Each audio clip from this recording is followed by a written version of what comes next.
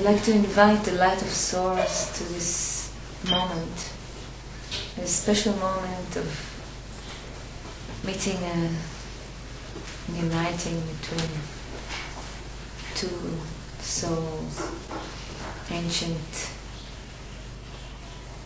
And I would like to bless this moment with the energy of love and unity. We would like to listen and open and be a channel, pure and perfect channel for the light of Source. So this energy will touch people, transform them, give them all they need in a moment of time. So I connect with you, Ariel, and give blessing to this place, give blessing to you. Okay, thank you, Whitefeather.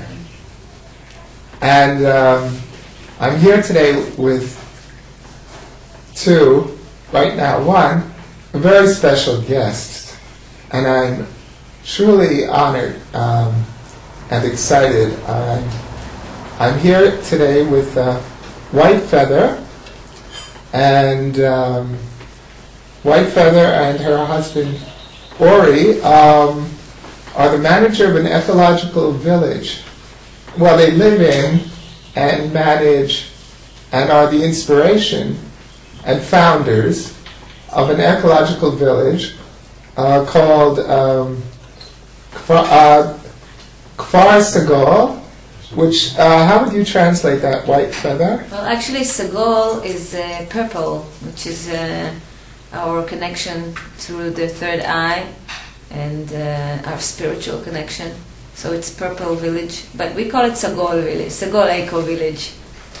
Okay.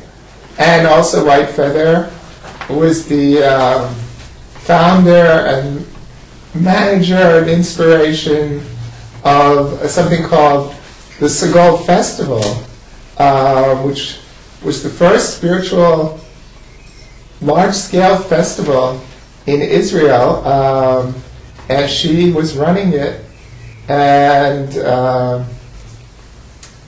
leading it and inspiring it for 11 years, and we'll get into that.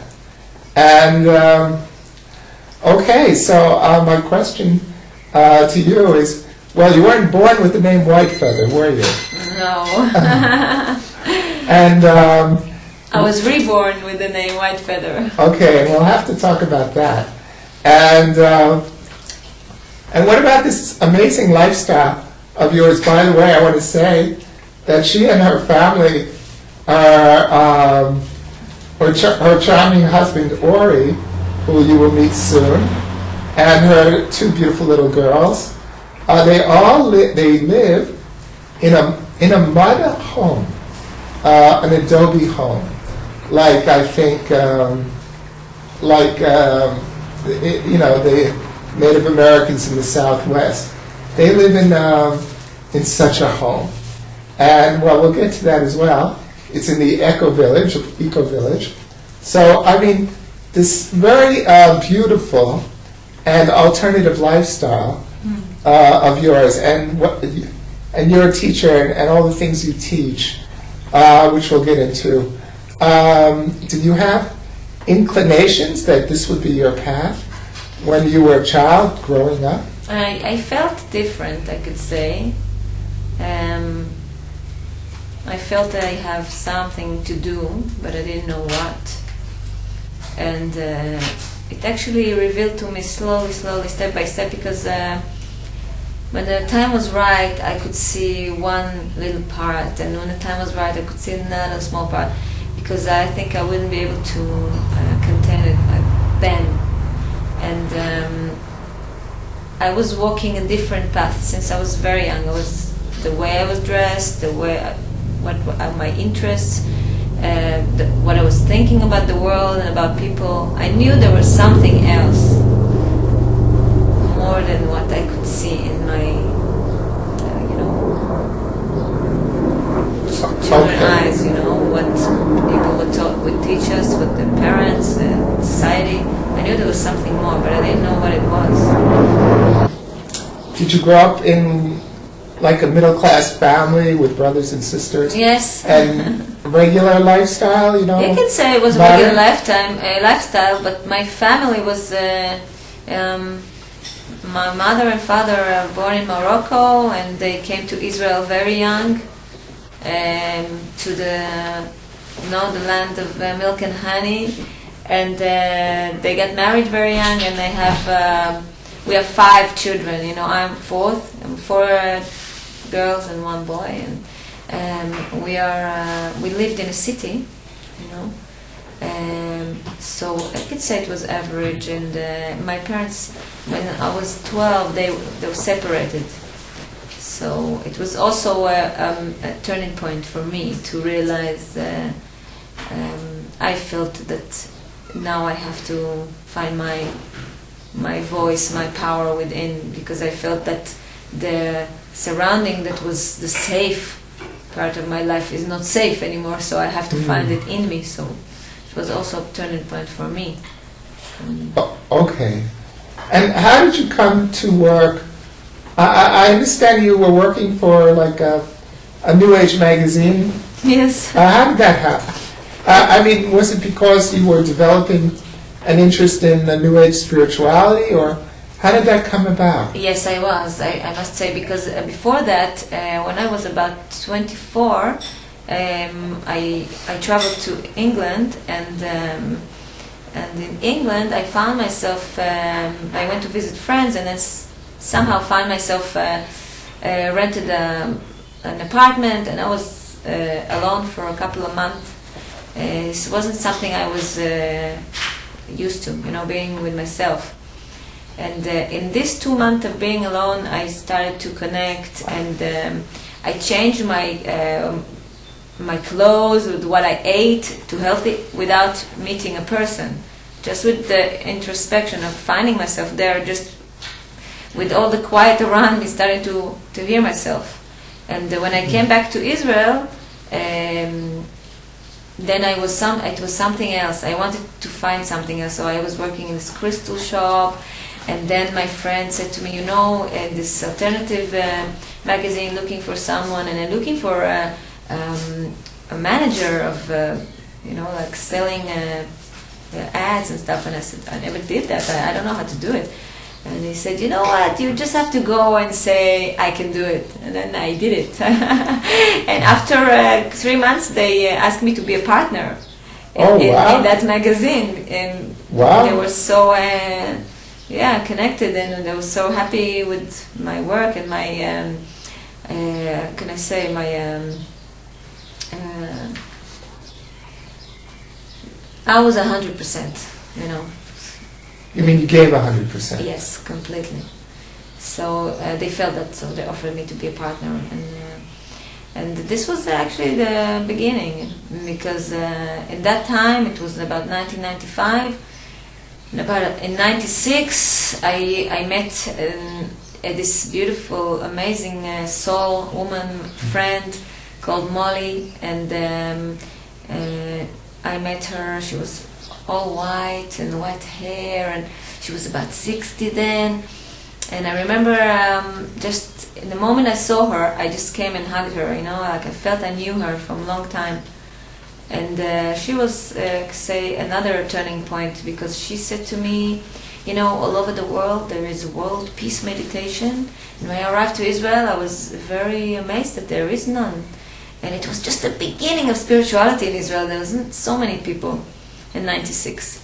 So I decided to do that. And I did it with her for the first time in 1996. And there was like, I don't know, 350, something like this, people, everybody was wearing white, and I remember sitting there, and it was a very special moment for me, because in that moment I realized my destiny.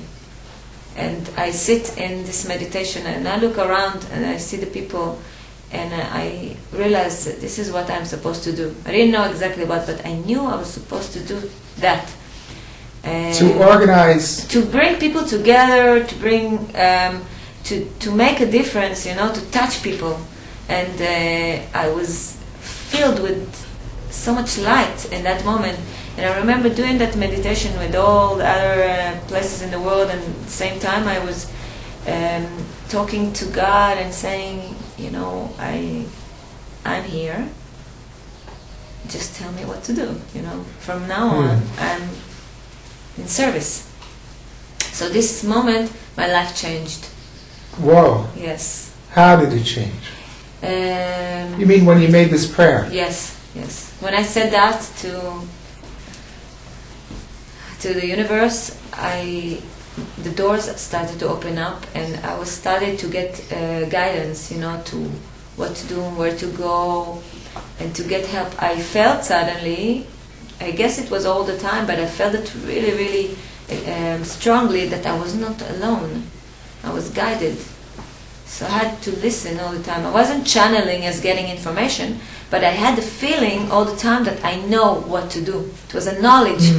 And that knowledge was the certain channeling, you know, that I received was in a feeling of knowing what I'm supposed to do. Completely, in every cell in my body, you know, knowing this is its next step. And even when things were unreasonable, you know, like when I started to do Sagol festival, it was a time of riots in Israel, and the roads to... You mean the Palestinian Intifada? Yes, it was in October 2000, and I remember the roads to the festival were closed. Yes. So it was 4 days before, so I had to change the place in 4 days and to build everything. And I felt that it's a necessity to do it in these days, more than just to say, okay, nobody's going to come, it's a problematic time in Israel. And I said, no, I want to create an island of sanity in this craziness. And that's what I wrote on the flyers. You know, I wrote an island of sanity, because the vision that I was given was to bring rise the consciousness in Israel. In that time, there was only a few hundreds that knew about, you know, spirituality or were connected. You know, maybe there was more, but we didn't know about them. And the first festival, there was 300 people. And 6 months after, when we did it again, there was 700 people. And when we did it again after 6 months, there was 1,500 people. Whoa! So it kept doubling, like an octave, you know? Like wow! Moving to the next octave, moving to the next octave, and creating a vibe and a vibration that was vibrating through all of this country, you know? Oh, it certainly did. And everybody had heard about, I had heard about the Sagol Festival, and people were excited. I remember when I heard about that. In the 90s I heard of it, in the late 90s. Yeah. Or when was it? That was just the beginning of 2000. Okay, yeah. Well, yes, okay. Well, you know. And you managed 11 of these. No, it was two a year, so it was 21 festivals. Whoa! That's a powerful number. That's but you know, the initiation number. Exactly. And I was born on the 21 of June, the summer solstice. So I was born on 21, and I finished festival on the 21st festival. So, whoa. And 11 years was also a very powerful number for me, because it's a number, like intuitive number, a master number that is really, I see it everywhere for many years, even before I knew what it meant. So it was, yeah. Oded taught me, and Cryon speaks about it. 11 is illumination and open channels. So. Yeah, wow. Well. So, 21. And how big was it getting at the end? 5,000 people. Which is really big. Yes, in Israel it's very big, you know, like 5 million people there were in Israel. Yes. And, yes. Yeah, and it was like a 2-day thing, or what? It was 3, Thursday, Friday, Saturday. It was like maybe 250 workshops, working all the time, where people could choose where to go, and it was on the beach, and it was beautiful.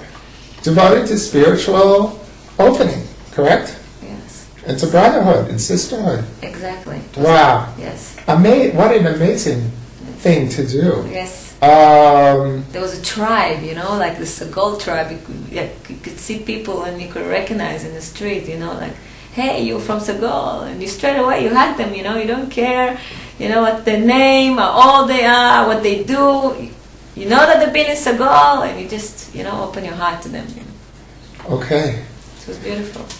It sounds really beautiful, and I love it. I love the fact that it was devoted to spiritual awakening, but devoted to purpose, to sacred purpose.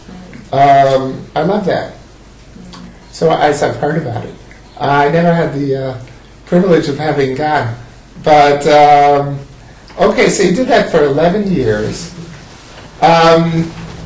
When did you meet Ori, by the way? Did you meet him? Actually, me and Ori, we did the festival since the first festival. And I remember that when I decided to do it, I said to Ori, are we going... I'm a little bit afraid to do this festival alone, you know. I never did a festival in my life, but I feel I should do it. And he said, you know what, I'm with you. You know, whatever you choose, I'm with you. And before we had the name Sagol, because Sagol came as a channeling this name, because I didn't even know then that Sagol, I didn't even think about it, that Sagol was the spiritual color. And also, mysterious enough, my name was Lilach back then, which is lilac, which is Sagol, which is purple. Okay. So it was very, very perfect for our universe to create such a story. Amazing, amazing. As is the day of your birth and the connection. I want to point out that Ori is an amazing musician. So we'll be hearing a little of his music, and also your music, which is what these bowls are about. Okay, so you got married when? Like, Sagol had already started. So you did the first Sagol together, and we got married 2 years after. Okay. So he knew that he was getting married to someone crazy. He can't say he didn't know. So yeah, we got married 2 years after, and then we moved to the south. To the Negev. Yes, south of Israel, which was a crazy thing to do. You know, like when you were like me, I was born in Jaffa. I'm like a Tel Aviv person, and moving to the south was wow. You know, a big step. South is desert. It's the Negev desert. Yes, we don't have always desert like in the winter. It's very green. But yeah, half of the year we are in desert, but it's beautiful and so much quiet. And I know now why we moved there, because we needed the time to have less distractions from the outside to do the work that we are meant to do. Well, prophets are often called to the desert, and okay, why Sagol? Why? You say it was channeled, and what was the explanation given to you?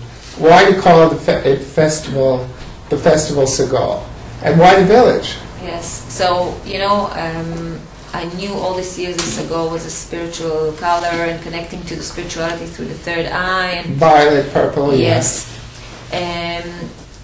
but a year ago I got another information by Saint Germain. Yes. Which is a master of the violet flame. Did I get the picture of Saint Germain? It's that little one with the purple? Yes, so he's the master of the violet flame. Yes, so I was told by Saint Germain that it was the violet flame that was needed to arrive here to Israel at this time. Bring it to Whitefeather. Yeah. Okay. Oh, wow. Show it to the camera, maybe. So, this is Saint Germain. Okay. Is in charge of the violet flame. Okay. And he had many great incarnations. Yeah. As Joseph, the father of Jesus, and Merlin of Arthur, and many important. Saint Germain is a historical figure.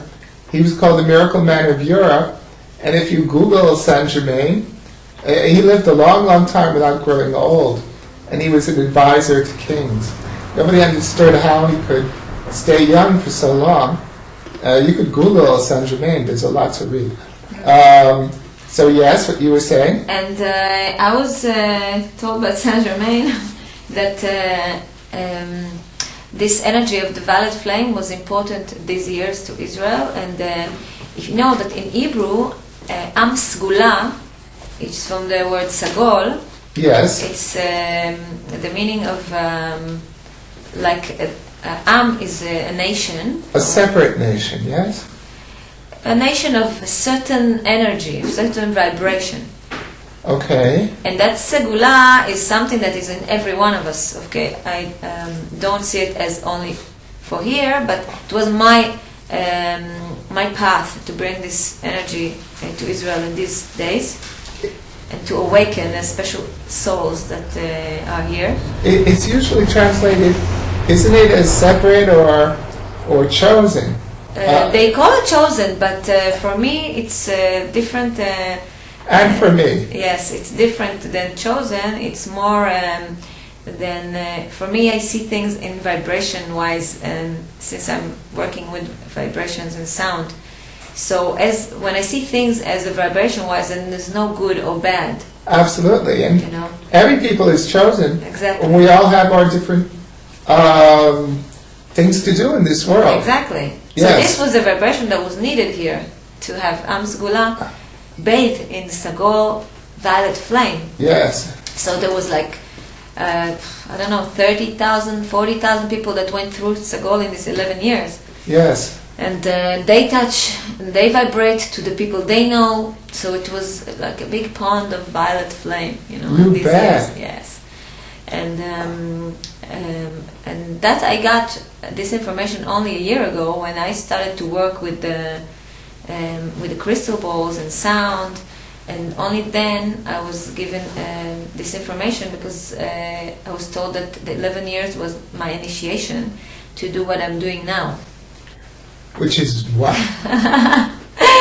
Well, I'm creating a very beautiful place that you visit, and Sagol Eco Village is like a retreat center, sound healing retreat center. Sagol Eco Village, yes. Yes, it's a sound healing retreat center, and it's a place to connect to the frequency, personal frequency. But this personal frequency, of course, is connected to oneness, and it's for people to remember the connection to the earth, because when we want only to connect to the spiritual, we can't contain the light that is coming.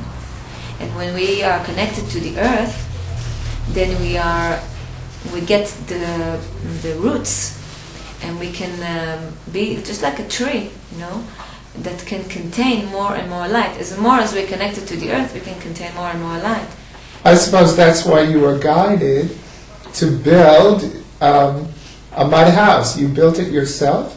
So I built half of it myself. I must say that it was a very special story, because when we moved to our place there, we were very busy with the festival, and we didn't have time to look behind our house, and it was full of grass, and it was very neglected because people who lived there before didn't use it. So we didn't have time. We were busy with the festival. But after 7 years, when they say it's the initiation to the earth, when you live on it for 7 years, and after 7 years, I met a friend of mine, a dreaming bear, that came to give workshop in Sagol Festival, and he created an initiation to the earth, building the first teepee, Indian tent, Native American tent on it, and we made a special initiation. And you know, like you drum, all the ceremony we were drumming, it was about 4 hours. And the moment we stopped drumming, we look at the top, we look at the sky, and there was birds in the shape of a teepee. And it was like, I said to Ori, and I said, Ori, there's something special going to happen here, but I don't know what. But something special is going to happen here. And after a few months, this couple, nice hippie couple, came and said, look, we heard about that you have a place behind your house. And I said, we don't really have, we have just a teepee. And they said, but can we live there? And we want to be alone. And we said, you can live there for free as much as you want. And after a few months, they said, can we build a mud house? And we said, of course. We were busy with the festival. Wow, and they built the mud house, and they built the first organic garden there. And they connected the teepee to their mud house, so it was a little house. And it was after a few years that they left this place for us. And if you connected to after 11 years of creating the festival, this was a turning point for me, and moving to this mud house alone at the beginning. But after, when the family came, we made it bigger and we built the rest of it. Okay. And you built it, I mean, you all built it yourselves. Yes. I mean, you added on to it. I did. Okay, now, as I recall, Whitefeather, you had a period where you had to go into, I mean, it was already, Sagol was going well, and there was a certain period where you received guidance to go into isolation, meditation for a period of time. Isn't that correct? Almost. Okay. Yes, because there was this time that after 11 years, that starting from spiritual path and growing so big into a very big business, changed my path in a way, but it was all, of course, was meant to be. And I arrived to a point of, you could say, I suffered enough. You know? And at that point, I decided that I wanted to make a change. So I walked down, you know, our space in the back of our house, and I prayed to God, and I say, you know, I know that there is something bigger, and I feel pain, a big pain in my heart, that I can't stand this pain anymore. It's too big for me. I can't stand it so much that I know that I can't live anymore with this pain, and I ask you to help me. And so I was guided to go and be alone, and I was looking for a place, but then I thought... Hold on.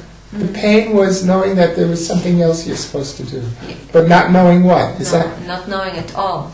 Okay. Very big pain, you know, like a gap in my heart, you know. Okay. And I went to the madhouse behind my house saying, okay, you know, it's like the alchemist, you don't need to go so far. I have a little madhouse here, and I asked Ori if you could be with the 2 children and give me time. And I thought I would go for a week, you know, or something like this. And I went, I took some clothes, some food, and I thought it would be a notebook, of course, because I like writing.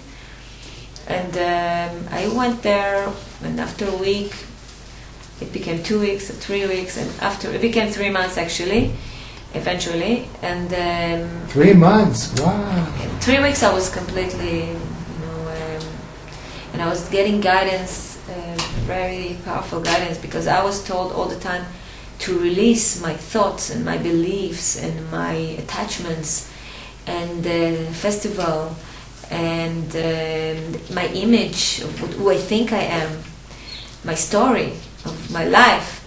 And after I was guided to release what people think, what people think I am, who they think I am, which was even harder.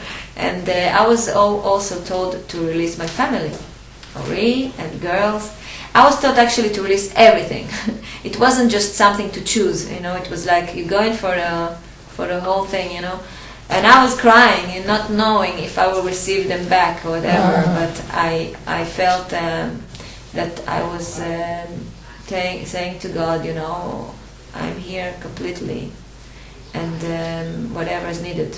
Again, you know, another turning point in my life. So I let go of everything, and it became like you know, like a feeling of dying, but many deaths, you know, dying everything that I released, I was dying again and again and again, and it was painful. It wasn't like a bliss that I could think, you know, in my imagination how it could be, this feeling. But after releasing all this and being in a moment of emptiness and feeling I have no identity, and so this was blissful time, you know, about 2 months, that I couldn't tell anyone about it because there was no one that can tell.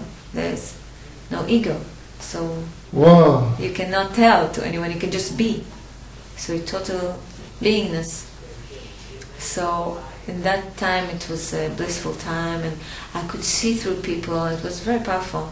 What do you mean you could see through people? So if I would meet a person that would come through, I could not speak a normal conversation of communication. I would just sit, and I could see their soul path and their Whoa. pain. I could see their pain, where they could pass to the next step, and it's the only thing I could tell them, nothing more. And I would speak to people, and they would start to cry, and I had to go. I couldn't continue to speak because I told what I had to say. Can you still do that? I have to choose, and I have to get permission. Then it wasn't like that. It was all the time like that. It was very, very hard because I could see everything, so I couldn't be around people. Oh. You know, all the time to see, it was too much. I asked, to balance it back. And actually, at that time, Ori went on his journey because we didn't want our ways to separate. And he knew that he needed to go on his journey also. And he went to his journey, and maybe he can tell about it. And at that time, it was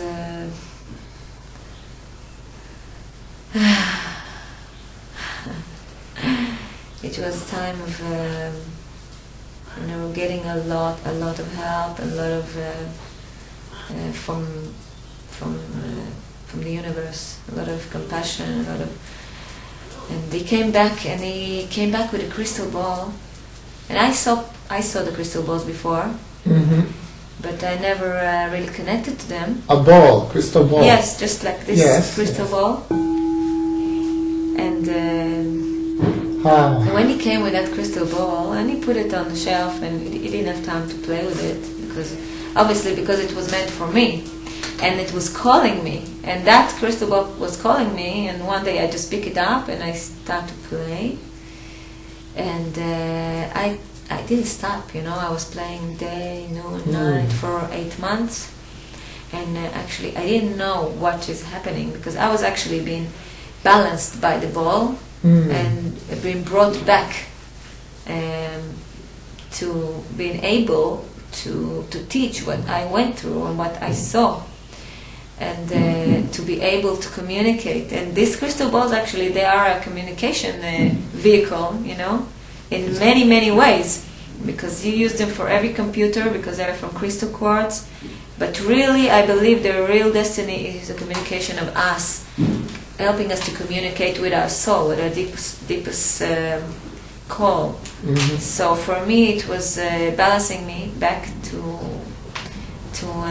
coming back here and to teach, and after 8 months I used my voice with the crystal ball. I sang before, but I never thought to sing with a ball. It took me a long time, and when I started to sing with the ball, something really special happened. My voice and the ball became one sound. It was like a hologram, a hologram. It was like the one sound. And I wasn't there, and the ball wasn't there. It was something that was beyond. And then I realized there's something that I must jump into. So straight away I understood this is my path, my new path. It took me some time to come back and realize that. And then I went and I got a whole set of Do, Re, Mi, Fa, Sol, La, Si, Re in English ABC, and I got the balls and I started to work with them. And after a couple of years, I received channeling of how to work with them, because I was looking a long time everywhere how to work with the balls. And then my guides just told me, just go inside and you will get the answers. And the answers came. And I got this method we call WCH, White Crystal Healing. It is working on awakening our DNA through the crystal core of the earth and the crystalline body, and also the crystalline body within our physical body. Yes, also the physical body and also the crystal body that is around us. And inside of us. Yes, because our bones, physical bones, and our pineal gland and our DNA, and our blood as well. Yeah, our blood, is crystalline by nature. So we are resonating the crystals. And all the water in our body is crystalline in nature. So actually, we are crystals. Yes, we are. Yes. And great teachers like Barbara Han Clow, but many others also. The group with Steve Rother, they talk about how our body is changing from carbon-based to silica-based. Silica being exactly a higher form of crystal. And this is the information that I received. And this was all new to me, like I was just feeling that it's healing me, but I didn't know exactly what it's doing. So now that I know, and I can teach people, also I teach people to use WCH to other people and play with the crystal balls on the body. We use water, we use mantras, and it's very powerful. Well, soon you'll be demonstrating that. By the way, about the crystals in our body, this is actually hard science. Steve Rother and the group, on their website, they've shown crystals that have started appearing in the human brain. Well, you can see photos of crystals that have been found in bodies. So anyway, the pineal gland. Okay, about your name, Whitefeather. Did it come to you during this time of isolation? Yes. Can you tell us about that? Of course. In that time when there was that moment that I felt I have no identity, it was when someone called my name, and I felt it wasn't my name anymore. And I thought, okay, if it's not my name anymore, it's not me anymore, and my thoughts are not the thoughts that I knew before, then who am I? And of course I was connected to something that was beyond, and that's why I received the name Whitefeather from my guides, but at the beginning I didn't want to receive it. There was two reasons for that. One is because I didn't want to identify again, and I wanted to stay in that space. And the second was because I felt, in Israel, using that name would be very difficult to walk around with Whitefeather. Also in English, it's not Hebrew. It's not Hebrew, and also it's shaman name. So it was difficult, and I said to my guides, if it's possible to find me a different name, please.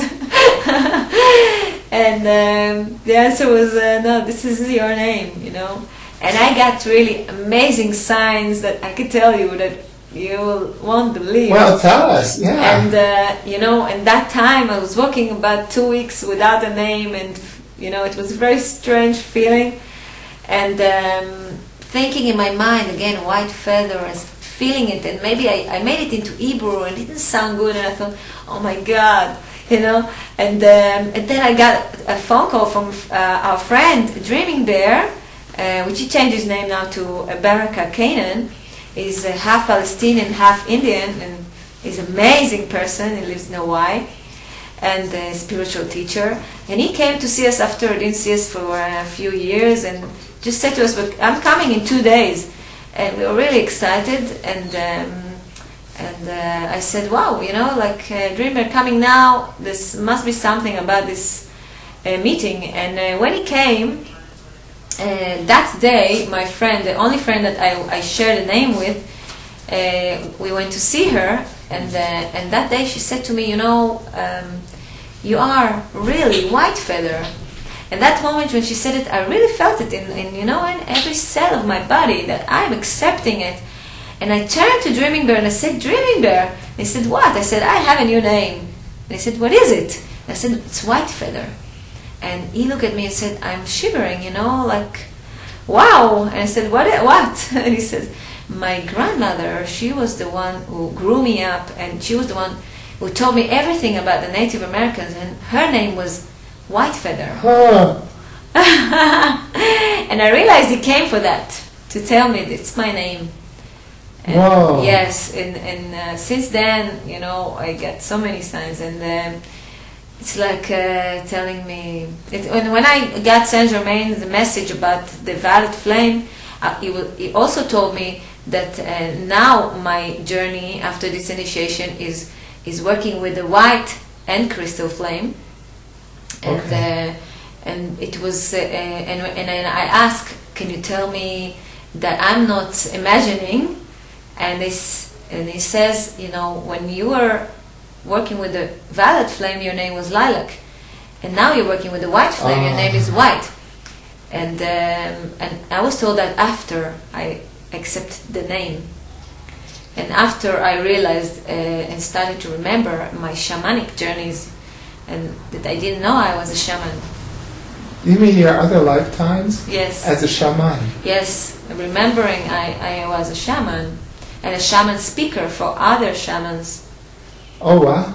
And So, Whitefeather, it's like a Native American name. Maybe it could be a Siberian shaman name as well. I don't know. Do you know? I mean, you say you do. Were you Native American? Do you know what tribes you were connected with? no, Were you a Siberian shaman? I don't think so. But Okay. I know that I've been a few times shaman, not only once.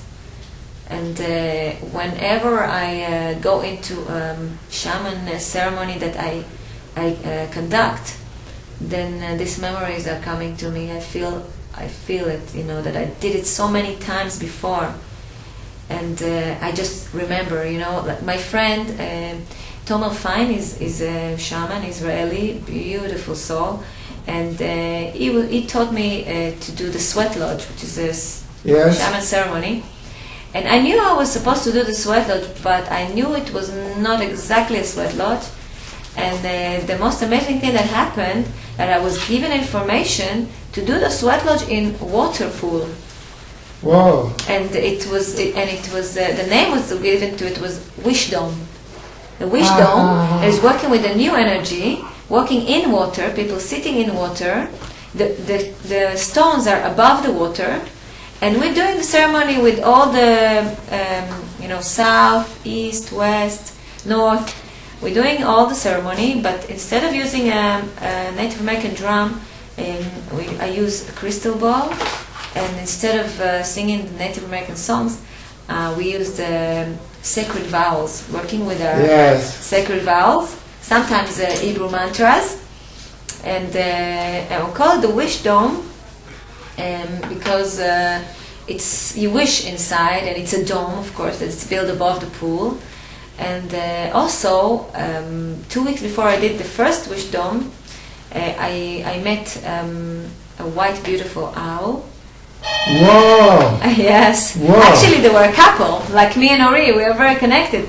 And these two white owls, we met them 4 kilometers from our home. And after 2 weeks, when we did the wish dome, the first day that we did the Wish Dome, they came to visit us. Oh my goodness. Yes. You know, an owl is a tremendous power.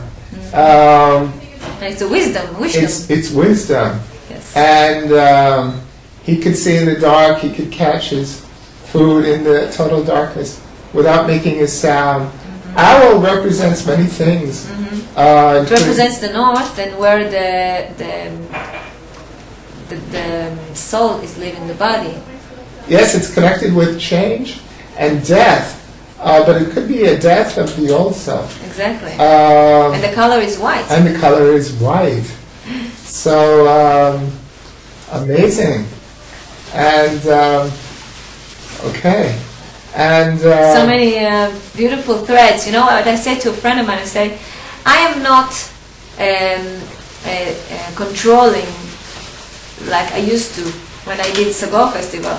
I had to control all the time what is happening and what I want to do, because I was running a business and I was very young. And now creating things without an effort is really letting the universe be the guide. And when you let the universe be the guide, the story is much more creative than what we could ever think of. I bet it is. I can't say that I know that so well. But Dudan, over there, we have a picture of Serapis Bay under the clock. Let's bring that over. So you were, would you say you were a carrier or a master of the master teacher of the violet flame? I can say I was a carrier. I was a channel. Okay. Yes. And now you're connected. So, yes, I'm connected to the white flame with Serapis Bay. Okay, show the picture again. I can say. We're going to have to show it real close later. Yeah. And it's more and beyond because for me all these beautiful masters and angels that I don't put one on the other. No, that they're equals, I guess. They're equal. Okay. So I put them both next to each other, and you can edit it. I really appreciate their energy and the work that they're doing in other realms that we cannot even grasp. Yes. These great ascended masters who, okay, so do you hear them? Do you see them?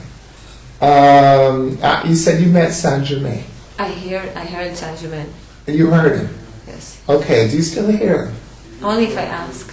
Okay. And what about Serapis Bay?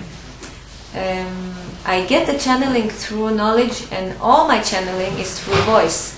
So, for example, instead of saying what I understand and what they're telling me, I can sing. And the energy and the vibrations are coming through my voice. Okay. And healing and giving the information to people. And actually it's crossing the mind from thinking what actually saying and who is saying it and why and whatever the mind is coming into the picture. And with working with the channeling through singing and through resonating this light that is coming through, I feel that I can be more of a clear channel. Okay. So have you met Serapis Bay or heard his voice, or has he spoken to you in words? Not in words, in emotions. In emotions. Yes. Talking about water, and water is something very powerful also in the healing method we're working with, because we all know that water has a memory. And we're learning now much, much more about water, and how it can heal through the resonance, through the intention that we put in the water, through the sound that we put in the water. And actually, I put water in the crystal ball. Which we will hear very soon. Yes. Because I wanted to show how sound is affecting matter. That you can see it in, like physical eye.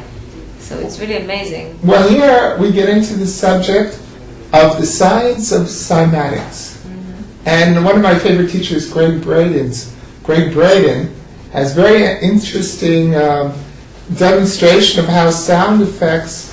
It's like a type of dust that you put it on a plate and then you expose it to a rising frequency of sound. And it takes more beautiful. As the sound rises, it will organize the spore or the dust on the plate, and it will form more beautiful and intricate geometric forms. And you can see it on the internet if you Google cymatics. But we're going to see a little bit. Yes. Very soon. I'm just trying to think if there's anything. No, I think maybe we could go into. Yes, I can say something very special about that. About in 1960, Dr. Hans Henny, he started to do these experiments with metal. How do you spell that name? Hans Henny. It's Hans, H-A-N-S. Yes, Henny is with J. Okay. Like Hans Henny, but with J. With a J, Yeah. okay.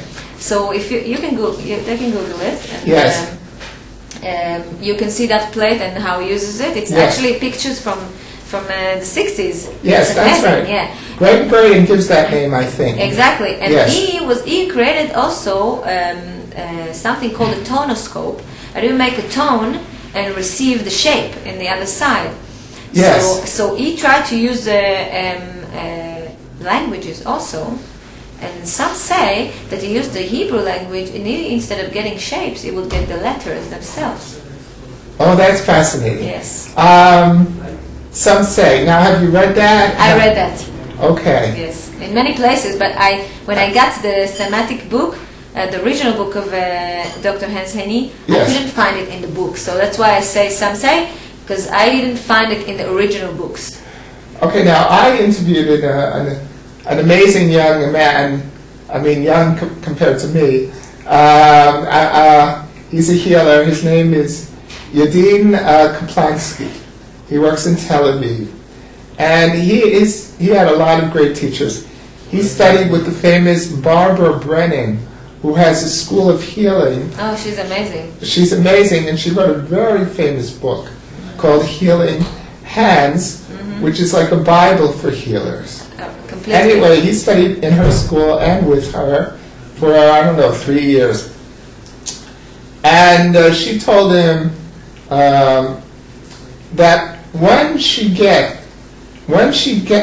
to the very highest levels of healing with a client, all of a sudden these strange letters appear, sort of floating in the air, I guess. And she didn't know what the letters were, but she had an idea. And she wrote the letters down for my friend, my Israeli friend, Yadim Kaplansky. And she asked him if he knows these letters. And he said, well, of course I do. This is Hebrew. This is the Hebrew Aleph Bet.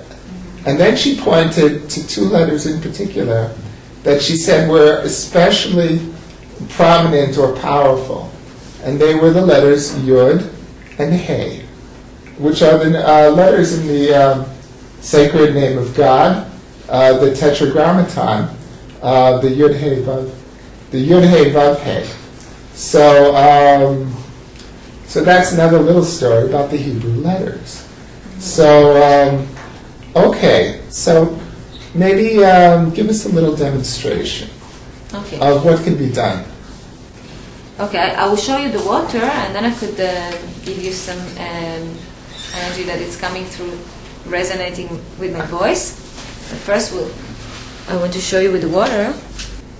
So when we're using our voice, we're putting the kavanah, the intention into it.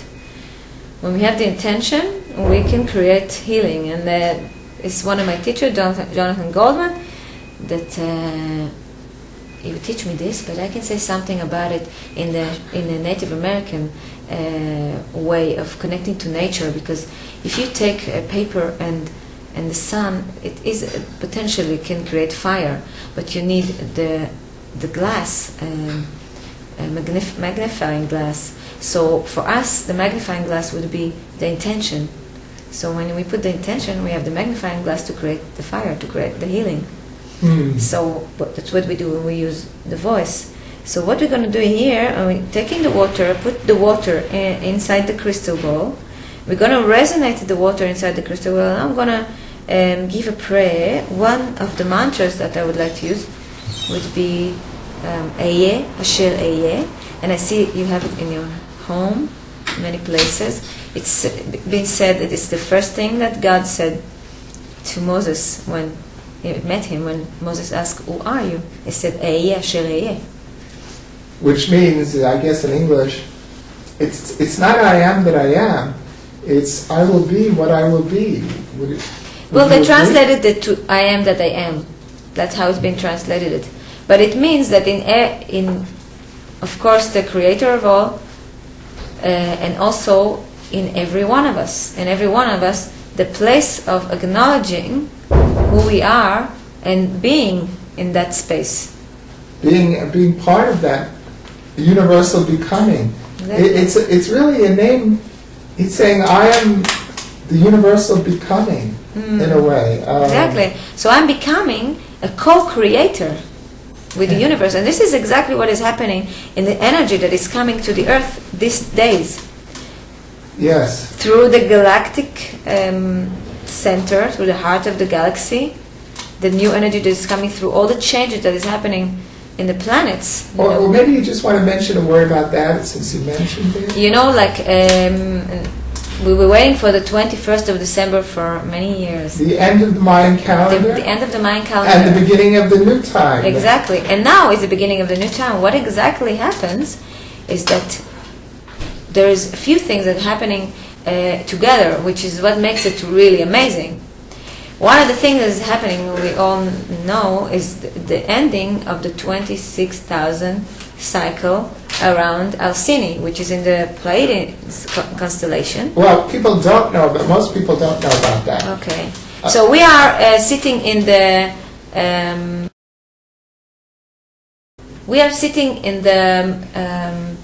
Milky Way galaxy. We are sitting in one of the arms called the Orion arm. And also there is a constellation called the Pleiadian constellation, which is actually in charge of the energy of the moon, energy of the female energy that is coming to the earth now. So we finished the cycle, the revolution of 26,000 cycle around Alcini. Which is like the central star of the Pleiades. Yes, and they call that the end of an age. Now we're going into the age of Aquarius. Indeed. Yeah. And also, Alcini and our constellation that we are living in, the Sun system. The solar system. Yes, is also with the Pleiadians and Alcini finished another revolution that is taking 225 million years to finish. And that also finished in the 21. That was an alignment of all the stars with the heart of the galactic heart, which is sending the energy of healing to the earth, which I can say that a beautiful teacher that's teaching is called Simone Matthew, which is Australian, is an amazing teacher.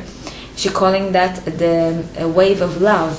So we can use the wave of love consciously to heal and to be a co-creator of this new world, this new humanity that is coming. We received the wave of love when the alignment happened. So we're still receiving it because because there around everything that is alive there is the torus field, the energetic torus field, so that give it life. So the torus field around the galactic heart, which is the center of the galactic Milky Way.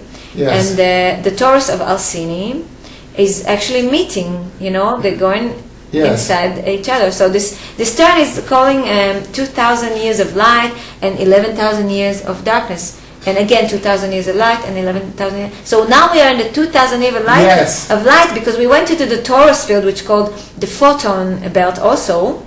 And we are now in that, and also our solar system is going into this, into the Alcini in a Pleiadian Taurus. My understanding is it's already happened. It's already Barbara Hand-Clow, in her amazing book, The Pleiadian Agenda, gives diagrams of exactly what you described, including the 2,000-year field of light which we've entered into after going through the galactic night, which was the 11,000 periods, or 11,000-year period out of the 2,000 year of light. So now we are in 2,000 years of light. Yes, indeed. Yes. Also, Cryon talks about this, and Cryon he talks about how the Pleiadians are actually our parents, our genetic parents who purposely seeded this world. Yes. The ancestors knew that. They are the ancestors, the Pleiadians, among others. Yes. Okay. So we can connect to this energy consciously. Let's do that. Let's connect with our Pleiadian brothers and sisters. Okay. We will connect to the heart of the earth. We'll connect to our heart. We'll connect to the heart of the Milky Way center, core of our galaxy. So we will take a deep breath. And our Pleiadian ancestors, ourselves, we are them. So we will connect to the breath, and through the breath we can connect to the heartbeat, our heartbeat. And through our heartbeat, slowly, inhaling the white and golden light that is coming from above into our body, into every cell of our heart, into every center, into every chakra. As we move down through the chakras, from our heart, from the main center, main course of the Milky Way heart, consciously sending that energy of light and love to connect with our heart, and to connect with the earth heart, the core of the earth, the crystalline core of the earth. And now as we're connected to the one heart,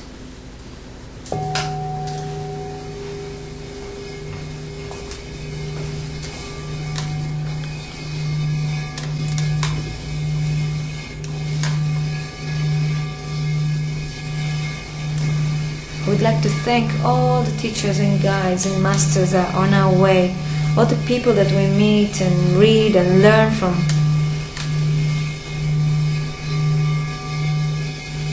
We'd like to thank the archangels and the water and fire, the earth and air.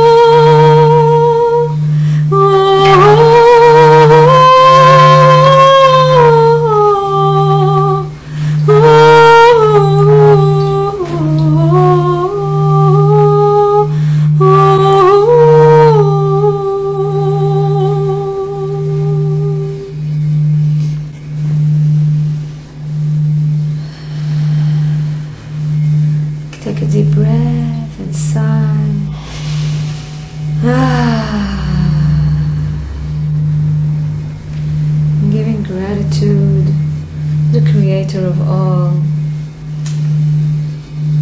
the light that is in every one of us, the source of light. It is in everything. Thank you.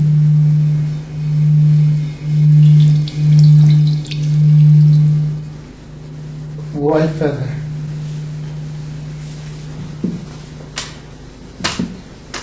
I would like you to teach us your other two mantras. Okay.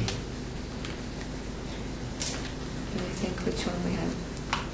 We have Kadosh Kadosh. Hodaya. Just Hodaya. There was just one word, Hodaya. Okay, well, whatever you work with. Hodaya is actually, in Hebrew, it's giving thanks. And Hodaya is one of the words that are more powerful in resonance. So we can use that in connecting to that energy.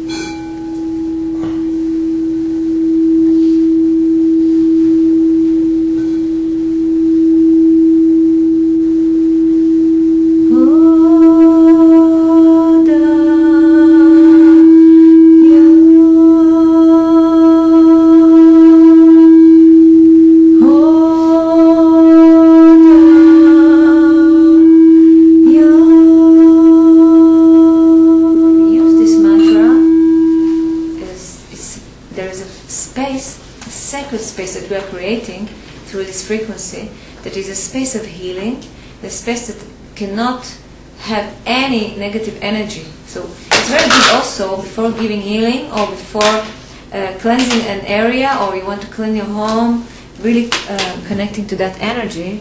We use this bowl again. It also says in the keys, almost a quote, a paraphrase, that this mantra connects the biorhythms of the physical body with the rhythms of the spirit over self body. It connects them and makes them become one. So, yeah, exactly. United. United.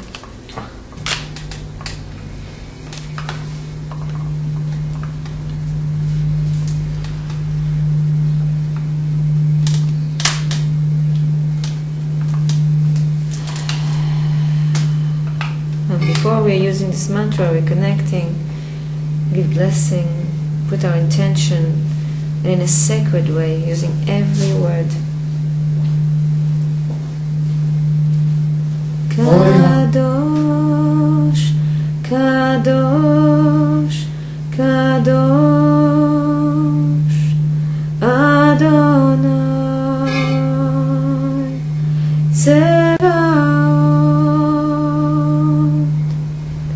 Kadosh, Kadosh, Kadosh,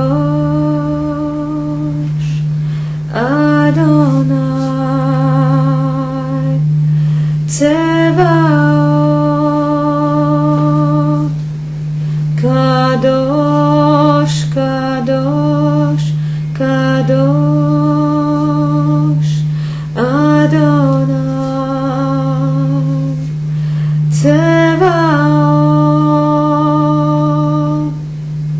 Kadosh, Kadosh, Kadosh, Adonai.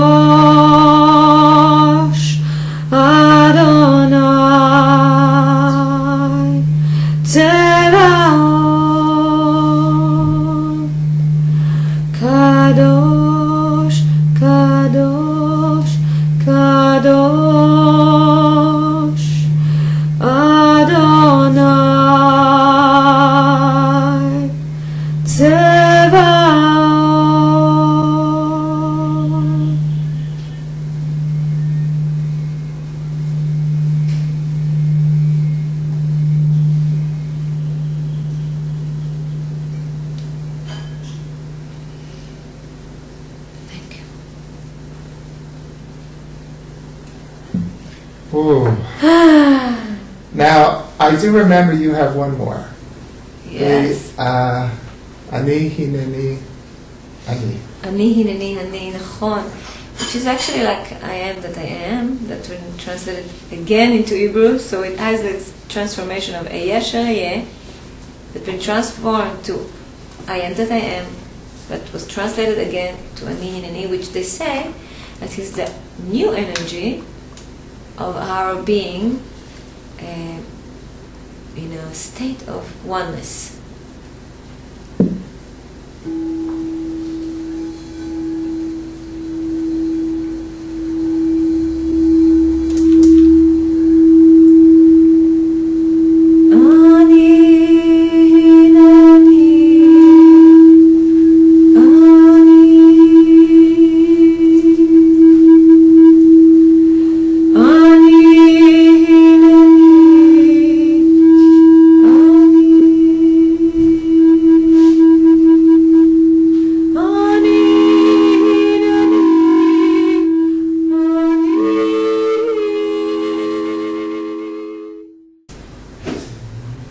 Using the sounds actually resonating our spiritual path, our spiritual connections and portals through the next octaves, and we can use the sounds to connect to the next octaves and to resonate them, to awaken them in our memory. Whoa. And you say that information is communicated through your singing and through your playing. Information about the white ray, the crystal ray. Whatever is needed. Sometimes the person it's a tool. The white ray could be a tool to bring the information. The information is very specific to every person. Yes. Or it could be for the whole humanity when we do something that is big. Yes. And we're teaching this in Europe, if like in the summer, and if people connect to it, then you don't have to come all the way to Israel. Although we really want them to come all the way to Israel. Yes, we do. We're gonna before I get your email and how to contact you and Ori and the Sagol Echo Village, and find out maybe what that is more. What is the difference between the crystal ray and the white ray? Or, I mean, is there a difference? For me, feeling working with these energies, I don't feel the difference. It's connecting now. It's just the time that it's connecting and becoming into one. Okay. And becoming into crystal, becoming the white ray into crystal ray. It's the transformation that is happening. Okay. And also, talking about that transformation, we can use our voice.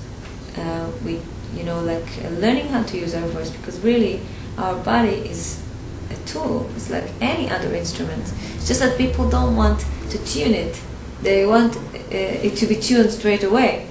But using our voice and putting the intention, just let your voice, open your voice. Yes. And really, just use your voice. Even don't think you have to be a big singer. Just using the voice like babies do when they're just born. You do it naturally. Going back to sleep, putting yourself to sleep. When you're not feeling well, use your voice. It's a gift that you were born with. Just learn how to use it. You can just play with it. Let yourself be out of tune so you can learn to be in tune. Yes, exactly.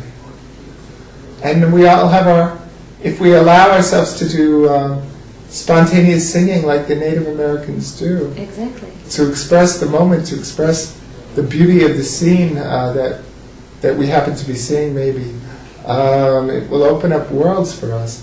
This is one of the teachings of Gene White Eagle, my amazing teacher and friend, and John Pearson.